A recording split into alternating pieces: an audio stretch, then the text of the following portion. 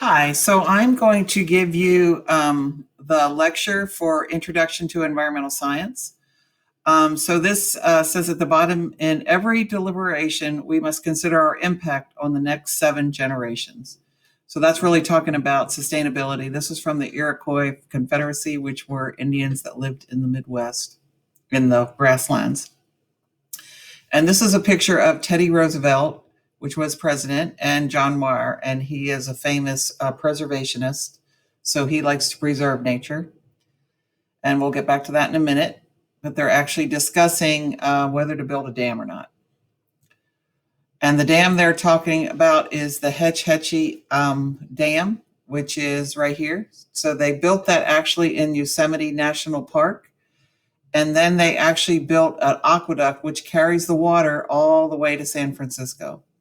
So they built a dam in Yosemite National Park to provide water to San Francisco. So they basically flooded, they built the dam and they flooded this valley here. So this was before it was flooded, and this was after it was flooded. So we're going to talk a little bit about environmental science, is the study of the interaction of humans with the natural environment. And so just studying the natural environment, I would say, is ecology. And when humans interact with the natural environment, that's environmental science. So the environment includes all the living and non-living things that we interact with, like climate, soil, water, other living organisms, things like that. So environmental science can be complex and interdisciplinary, meaning it incorporates concepts and ideas from multiple fields of study. So this is showing you some of these examples here. Pollution certainly talks about chemistry. You can talk about right now the COVID, that's bacteriology, the study of animals, the study of plants, the study of geologic formations.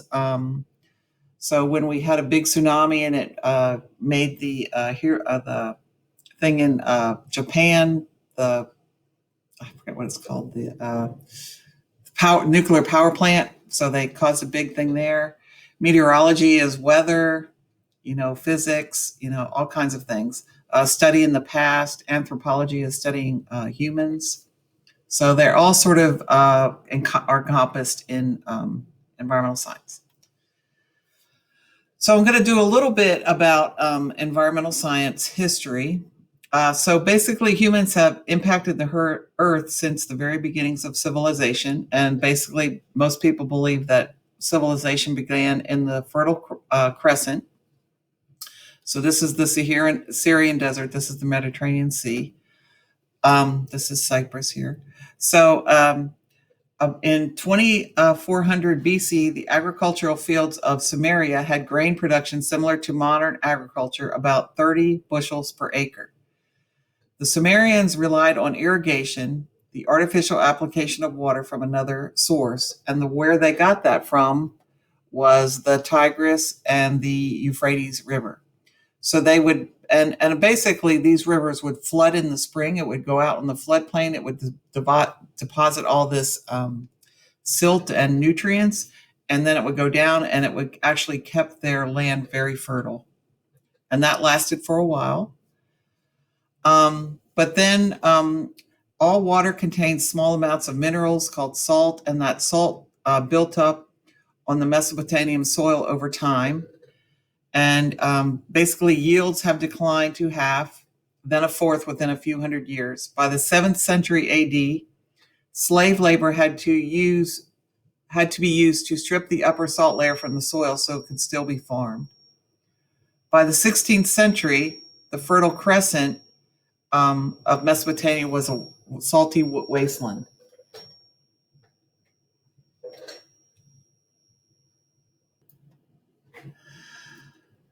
So basically, this was a very fertile landscape, and because man over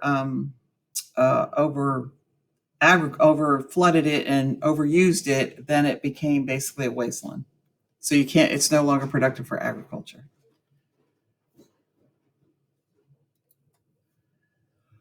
All right. So this is an example of two important concepts in environmental science. The law of unintended consequences, which states that the actions of people and governments always have unexpected events, and unsustainability, a condition that cannot continue at its current rate. So this is actually an aqueduct that's actually carrying water. So they built the ditch and then they moved the water around. So while it provides water to people far away, it's actually not sustainable because it has unintended consequences. So we're going to talk a little bit about the tragedy of the commons, and you're actually going to watch a video on this. So an ecologist named Garrett Hardin wrote an essay called The Tragedy of the Commons, describing a major source of environmental conflict. So commons are areas that are shared and not owned, and are likely to be depleted as individuals pursue their own self-interest. So I'll show you an example of that. So the example here is two small villages consist mostly of farmers that raise and sell sheep in a nearby city. The first village has a common, it's like one big pasture, and they all graze their sheep there. But it's unrestricted access. So if you have 10 sheep or 50 sheep or 100 sheep, it doesn't matter. You can let them out there as long as you want, and until the grass is all gone. The second village has a pasture that has been divided up within which each section owned by a farmer. So here there's no ownership. There's ownership, and they've actually divided it up. So if you own the property, you don't want more sheep on there than actually can there has to be enough grass for the sheep you put on there. So if you put 50 sheep on there, but there's only enough grass for 10 sheep, you're going to run out of grass and all your sheep are going to starve. So here you have a vested interest in how well you're in the landscape, right? And you want to make sure you have enough grass for your sheep. Up here, if your sheep doesn't eat the grass, someone else's sheep will eat the grass. So you don't have any vested interest in keeping this grassland, alive. So it says, which village will be more likely to experience resource depletion, where a resource is consumed faster than it can be replaced? It's obviously this one up here. And the idea that no one has any ownership, or no one has vested interest, because if your sheep doesn't eat the grass, another sheep's going to come in and eat the grass. So there's no managing the resource. Down here, the resource is getting managed. So climate change, air pollution, water pollution, and overfishing of international waters are all examples of the tragedy of the commons. And I think climate change is the one that most people talk about now. Well, used to anyways, but it's still there. But that's the idea that, no one owns the atmosphere. And so, we can put as much stuff in the atmosphere and it's going to affect us, but everybody else is putting stuff in the atmosphere too. No one is really trying to manage the atmosphere and trying to see the atmosphere as a resource that needs to be managed and taken care of. And so basically our atmosphere is getting really messed up, and we're putting way too much carbon in it and lots of other pollutants in it as well. So that's a tragedy of the commons. The idea of international fishing, doesn't matter what country you're from, you can go out in open waters and fish as much as you want. But if you deplete the whole fish population, that depletes it for the world. And that's also considered tragedy of the commons. So this is the progressive era. In the United States, the first environmental movement began with a series of conservation measures taken by President Teddy Roosevelt. So the goal was to prevent the resource depletion and the destruction of commons through unsustainable logging and hunting. And this also went on the East Coast. So I think almost all the forests in the East Coast were cut at least once. So they were clear cut. These are actually redwoods out in California. These are the biggest trees in the world. And most of that forest has also been cut down. So he was trying to actually sort of manage the logging so they don't cut all the trees down, and there's actually some management of that resource. Because again, most of these forests were national forests and no one owned them. So if you didn't cut the tree down, someone else was going to cut the tree down. So you might as well just cut the tree down. So national parks then were came around this time. Teddy Roosevelt actually started the national parks, and they are preserved areas that are relatively unaltered from their original state. So you can't, there's no fishing, no logging, commercial hunting, or livestock grazing can occur. So, and then national forests are federally managed. So a national park in Kentucky would be the Big Bone Licks is not Big Bone Lick is, and also Mammoth Cave. Mammoth Cave is. A national forest are federally managed but do not allow commercial logging and recreational hunting and fishing. So our national forest in Kentucky would be the Daniel Boone National Forest. And the national life refuges do not allow commercial activities but may allow recreational hunting and fishing. So there's a few national wildlife refuges around. Sometimes they're smaller, sometimes they're bigger. But then the idea of these different designations can be done politically. So they can change a wildlife refuge into a national forest. And that would allow commercial hunting or commercial logging and things like that. And so there's all kinds of different ways they could designate. And if you want to mine the land, then you have to have a different designation than a national wildlife refuge. And that actually happened in Alaska, I believe, because they wanted to change the wildlife refuge to a forest so they could actually mine it. And so these are the wildlands of the United States, and you can see most of them are out west. But actually, right here, this would be the Appalachian Mountains in Kentucky. This would also be Appalachian Mountains in Kentucky, or Appalachian Mountains in general, the chain. But most of them are out west, right? So here are the Rocky Mountains are about right here. Here's the Rocky Mountains. Here's the Sierra Nevadas. But this is all grassland, right? So there's a lot of grassland that is also considered wildlands, and a lot of stuff that happens on the grasslands is grazing. So people want to graze their cattle there. And people get mad when you tell me they can't graze their cattle there.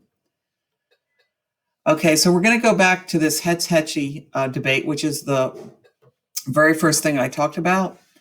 So this was the picture with John Muir and Teddy Roosevelt. So years after the national park system was established, the city of San Francisco experienced an earthquake followed by a massive fire. So about 90% of the damage was due to the fire, which exposed the city's inadequate water supply.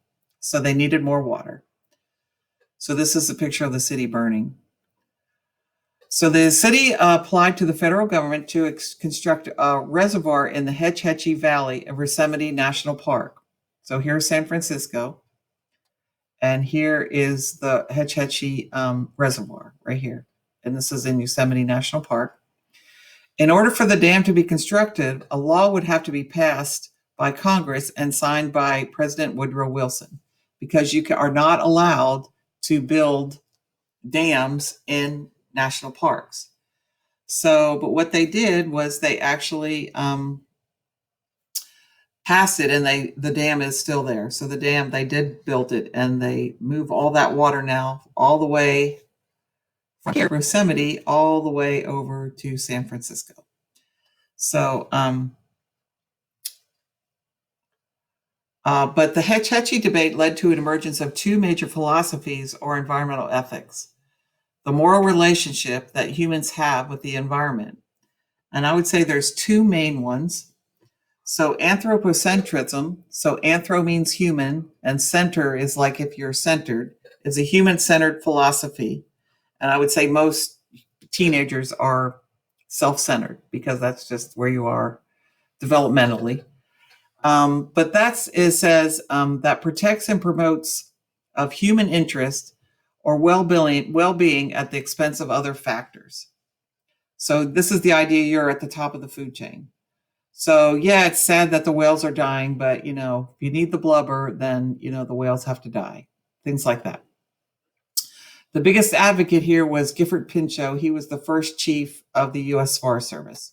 So he was, okay, well, God put the forest there for us to use, and we're going to cut them down as fast as we can, and hopefully they'll grow back. So that's the idea. So ecocentrism is a nature-centered philosophy that places intrinsic value on ecosystems regardless of their usefulness to humans. So a big advocate here was John Muir, and he was on that first picture. He was the founder of Sierra Club. He's from California. So he's the idea that humans are actually an intricate part of the rest of the world, and we're not actually on top, but our job is to actually live sustainably with all the other species on Earth. So anthropocentrism is human-centered. Ecocentrism is sort of you are nature-centered, and you feel like we should live sustainably. Okay, so construction of the dam began in 1914 and is still in use today. So Gifford Pinchot summarized his environmental ethic and decision making as, where conflicting interests must be reconciled, the question shall always be answered from the standpoint of the greatest good for the greatest number in the long run. So this dam was going to benefit all the people in San Francisco. It looks like there's not very many people living here. They don't really care about the plants and the animals. So this is going to greatly benefit San Francisco, so it was worth doing. Okay, so conservationists during the Progressive Era were the most concerned about resource depletion because people were using a lot of resources. And they categorized natural resources in 4 groups. Inexhaustible resource cannot be used up. And a good example of that would be sunlight. So if the sun goes out, then we'll be out of sunlight, but sunlight is an inexhaustible resource. Renewable resources can be replaced, but the process may take a long time, like trees. If you cut trees down, the trees will eventually grow back. Soil would be another one. Growing food is another one. So those are renewable. Non-renewable are consumed faster than they can replenish, as the formation took millions of years. So this is basically fossil fuels. So we have fossil fuels in Kentucky, mainly coal and natural gas. So here they did underground mining for this. They also did a mountaintop removal. For natural gas, they're fracking. But it takes, so the coal laid down here was in the Carboniferous. That was way before the dinosaurs. So coal is still being formed today, but it takes millions of years to do it. And we are definitely consuming it, as fast as we can. And then recyclable, non-renewable resources are also not replaced at the rate they are used, but can be used more than once. And these are things you can recycle, like glass, iron, aluminum, copper. Plastic is the big one now, right? So most people think that we now live in the age of plastic because we don't actually recycle very much plastic, but we are making a lot of plastic, and all that plastic is made out of natural gas. So we could be recycling this, but we're not. We're actually using non-renewable sources to make plastic, and it's in our oceans, it's everywhere. It's not a good thing. Okay, modern environmentalism, a series of major environmental disasters through the early 20th century, raised awareness of many other environmental issues besides resource conservation. And I'm going to give you some examples here. In 1935, cane toads were introduced into Australia to help control the gray-backed cane beetle, a pest insect destroying sugarcane crops. The toads became an invasive species, overpopulating in its new environment and outcompeting or harming native species. So now they try to kill these cane toads, but they reproduce really quickly. They're hard to catch. They're hard to find, and so these are now an issue. Rabbits are also an issue in Australia. So rabbits are not native to Australia. The Europeans brought them, and the rabbits have really sort of taken over. At one point, they tried to build a rabbit-proof fence through Australia. There's actually a movie about it. Okay, the dense smog from a zinc plant in Donora, Pennsylvania in 1948 sickened thousands. This was one of the deadliest incidents of air pollution, the introduction of particles of gases into the atmosphere that are harmful to living things. So when your population is low, you don't have that many people, you're not doing that much mining and things like that and manufacturing, the air is pretty clean. But when your population gets bigger and you're ramping up all this stuff, eventually it's going to affect you and the atmosphere. Here's the radioactive fallout from nuclear bomb testing in Marshall Islands, exposed native islanders and Navy sailors to radioactive fallout. So they know that this is carcinogenic, which means it causes cancer. A major oil spill near the city of Santa Barbara in 1969, coupled by a fire on the Cuyahoga River that same year, left powerful images of the effect of water pollution, the contamination of lakes, rivers, oceans, and groundwater. So here you can see that the river is actually on fire. So it's on fire. And that's because of water pollution. So Rachel Carson, one of you probably did your report on her. So Rachel Carson published the book Silent Spring in 1962, documenting the effects that indiscriminate spraying of pesticides like DDT were having on the environment. So many of these pesticides were persistent pollutants, meaning they resist normal environmental degradation. So biodegradable pollutants will decompose over time. So basically what they sprayed DDT for was mosquitoes, to get rid of mosquitoes. And they banned it, I think, like 50 years ago. But actually DDT is still found in our water, in our soil, things like that. So it's still around. And she was a woman scientist. I mean, a lot of the businesses that made DDT, tried to get her fired and tried to, say she wasn't legitimate and things like that. Many species, such as the whooping crane, nearly disappeared completely from the wild due to overhunting and habitat loss. This raised awareness of the problem of extinction, where a species disappears from the earth completely. But they have actually come back. They've actually done a lot of work with whooping cranes, and they are back. Okay, so extinction is a normal process with a background extinction rate of 1 to 5 species per year. So that's the background rate right here. This is showing you here. So this is years. So this is 1500 to 1600, 16 to 17. So this is 100 within, well, this is actually this is 14 years. So anyways, so this is the extinction rate, the background. The current rate of extinction is about 1,000 to 10,000 times that. So the biggest thing that's at risk of extinction are actually mammals and birds, right? Their extinction rate is way above the background, and they're actually part of the vertebrates. But vertebrates in general would be frogs and toads, and salamanders are big ones. And then these would be other vertebrates. So, but mammals and birds are the idea they're affected the most. Okay, so extinction lowers biodiversity, or the amount of variation of species and genes within the area. So if you're losing, 50 species a year, your biodiversity is going down. So a rapid increase in the population size of countries like India and China, who are the most populated countries, caused fears of human population, overpopulation, and famine, and extreme scarcity of food. So one prediction from the book, The Population Bomb, he actually wrote, "The battle to feed all of humanity is over. In the 1970s, which has been a while ago, hundreds of millions of people will starve to death in spite of any crash programs embarked upon now. At this late date, nothing can prevent a substantial increase in the world death rate." So that was his prediction. So obviously it didn't happen. But I think one of the main reasons why it happened is because of technology. So we are really good at growing food. We're really good at shipping food. We're really good at putting preservatives in food and, things like that. So people didn't starve.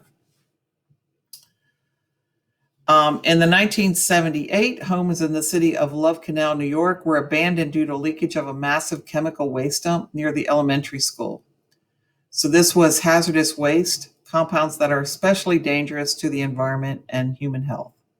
So this is the waste dump right here near the elementary school. And all these people were actually living right next to this waste dump. So laws and regulations. A series of laws were passed in response to the modern environmentalism movement.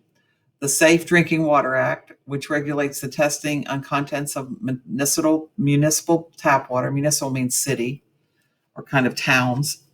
The Clean Water Act, which restricts pollution of surface waters. The Clean Air Act, which restricts pollution of the atmosphere. The Resource Conservation and Recovery Act, which describes rules for handling toxic and hazardous waste. The Endangered Species Act, which lists species at risk of extinction and plans for their recovery. And the creation of the Environmental Protection Agency, which is charged with enforcing those and other laws. So these laws have been a while, but actually President Trump is not an environmental president. So he has actually really stripped this act. He's stripped this act, and he's actually stripped this whole organization. He's actually tried to strip this act as well. So he's actually allowing more pollution to happen, and he's made it harder to put an endangered species on the list. So get a species listed. So he's actually weakened all these laws. So then you have global environmentalism. Many of these same environmental issues persist today, but are increasingly complex to deal with because they are spread throughout the entire world, not just a single country. Environmental indicators are used to describe and evaluate the health of Earth's ecosystem. So I would say the biggest one we're talking about recently is climate change. So everybody was talking about that. So climate change is linked to human population growth. We have too many humans. If you have too many humans, you have resource depletion. Our oceans are being devoid of fish. We're polluting it with pollution. So, and food production rates, how we do agriculture, and all that affects biodiversity. So not that long ago, the Amazon rainforest was burning. And they actually are setting it on fire, and everybody was upset about that. But the main reason why they were upset about it was because of climate change, and because it's the Amazon rainforest is the highest in biodiversity. It's the biggest intact tropical rainforest left, but they're burning it down and cutting it down. So it's really also high in biodiversity. So this is the demographic divide. So we'll actually do a shirt thing with shirts on this. So countries are classified into one of two categories based on their economic status. Developed countries tend to be wealthier, have higher rates of education, advanced infrastructure like roads and bridges and schools and things like that, and an overall better standard of living. That they usually have better health care, things like that. They don't have as many women have access to birth control, things like that. Developing countries tend to be poor, have less education, have inadequate infrastructure, and a lower standard of living. So this is probably a picture of a developing country. So you can see their sewer is just going over here. So developed countries have clean drinking water. They have sewers that take the poop and trash away. So we have infrastructure in place. All right. So significant differences include gross domestic product per capita. So this is the measure of the monetary value of goods and services produced per person. So basically it's higher in developed countries than in developing. So, developing countries probably don't have Walmarts, and they don't have Amazon, and they don't have things like that.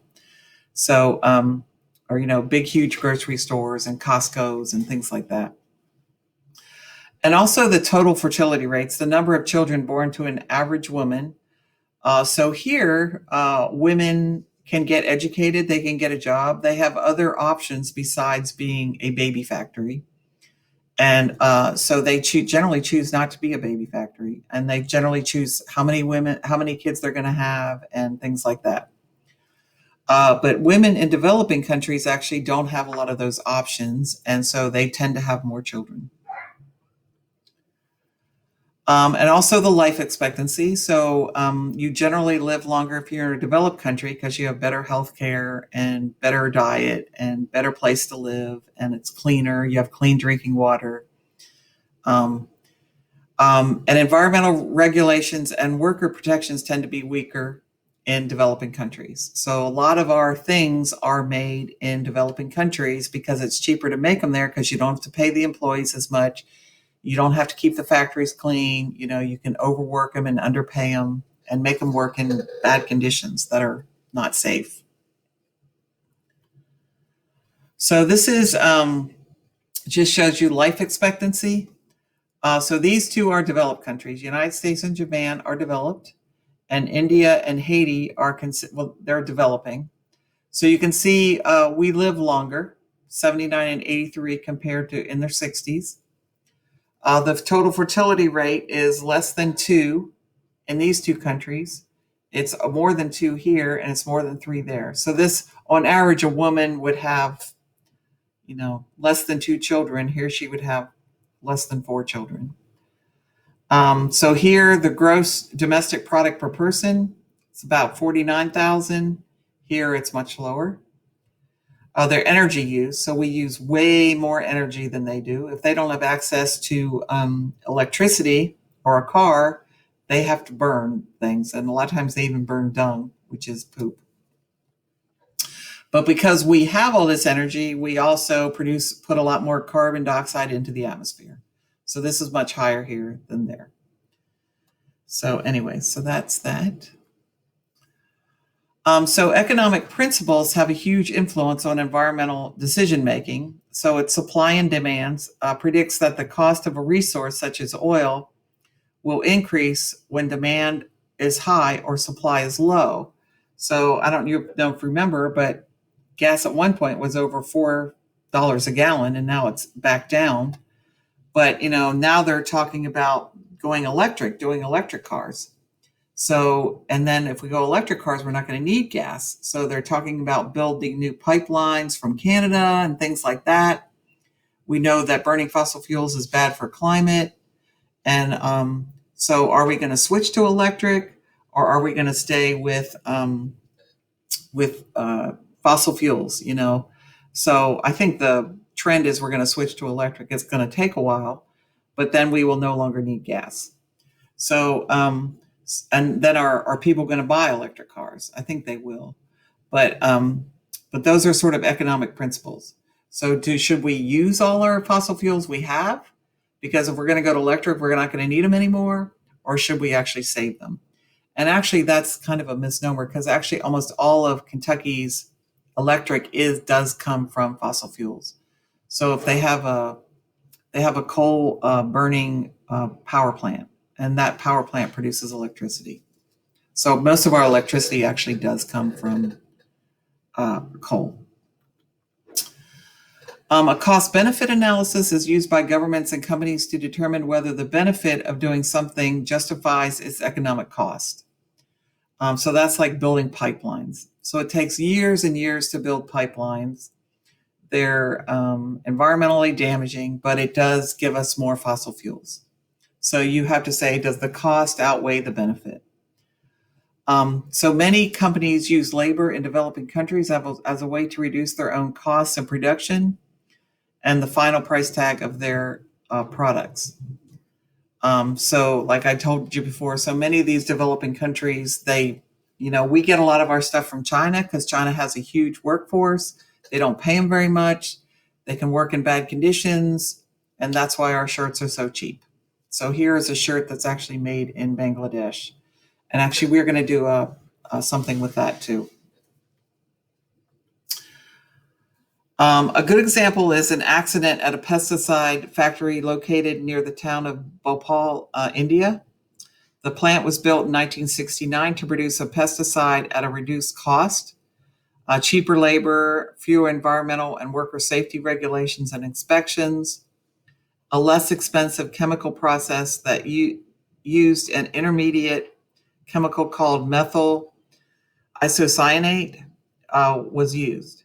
So demand for the pesticide decreased in the 1980s, and the supply increased, leading to the accumulation of MIC in storage tanks that were filled past capacity.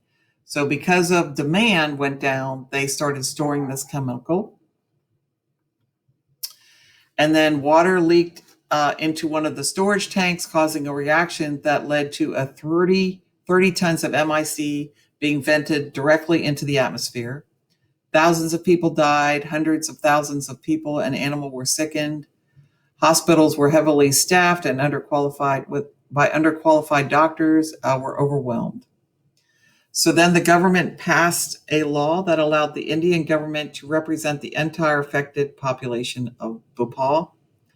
A settlement of 470 million was reached by Union Carbide, which is an American company, and the Indian government, although originally 3.3 billion was claimed. So the settlement was much lower than what they wanted. In 2004, in the 20th anniversary of the Bhopal disaster, the Yes Men performed an elaborate prank to increase awareness of the still unremediated Union Carbide site and health problems faced by investors. So basically, they came on and they said, that they were going to take care of all of it, and it was a prank. Okay, so the impact of a person has on the environment is called an ecological footprint, and it estimates the amount of land needed to support your lifestyle. So this is the different countries down here, and this is global hectares. So hectares is really we measure our land in acres, but you can also measure it in hectares. So in developing countries, industrialized and matched the resource consumption rate of the United States, an estimated 3 Earths would be needed. So this is United States, but actually we're not the worst. So this is how much carbon we put in the atmosphere. This is fishing grounds. We don't have very much of that. China has more of that. Cropland. China has a lot more than that than we do. Built up land. China is the most populated country. Forest products and grazing land. So United States actually, we're a much smaller country than China and India. So China and India have over 1 billion people. We are much smaller. So we actually are probably the worst at this because we don't have as many people. But we use way too many resources and have a huge impact on the environment. Okay, there are 3 perspectives in how we should deal with issues of pollution, resource overconsumption, and loss of biodiversity. The planetary management worldview takes the perspective that humans should manage the Earth's resources to achieve the maximum benefit. So this is the idea: we should use the resources, but we should use them sustainably. That's the idea, that there's a balance that you should weigh. So the idea is, should we cut down the whole Amazon rainforest so we can grow cattle? Or should we keep the rainforest and not eat as much beef? Things like that. The stewardship worldview also believes that humans should manage the earth, but in a more ethical and sustainable way. Also anthropocentric, but with more of an emphasis on living such a way that human needs can be met indefinitely. This is called sustainability. So we should be recycling, we should be driving less, we should be doing all this stuff to lower our ecological footprint. That's the idea. That's the stewardship. So we're stewards of the world. The environmental wisdom worldview believes that we are totally dependent on nature and should preserve nature as much as possible to maintain our own species. So this is an ecocentric worldview that emphasizes sustainability for all species. So again, we are intertwined with the earth. We're just one species on earth, and we should be acting like we are actually care about other species. So here's a guy at the temple in Thailand where orphan Bengal tigers and their offspring are cared for. So this is more that we're not at the top of the food chain, but we're sort of one of many species that need to survive here on Earth. So each of these worldviews acknowledges that the Earth is a closed system. Well, we only have one Earth, we only have one atmosphere, meaning matter does not enter or leave it in large amounts. So we have a finite number of resources. So if we run out of coal, we're not going to get any more for a couple 100 million years. And wastes do not go away. So we have a big plastic problem. So we have plastic in our oceans, we have plastic everywhere. So these understandings form the basis of understanding and solving each of the issues within environmental science. And that is it. So I will hope that is helpful, and I will talk to you later.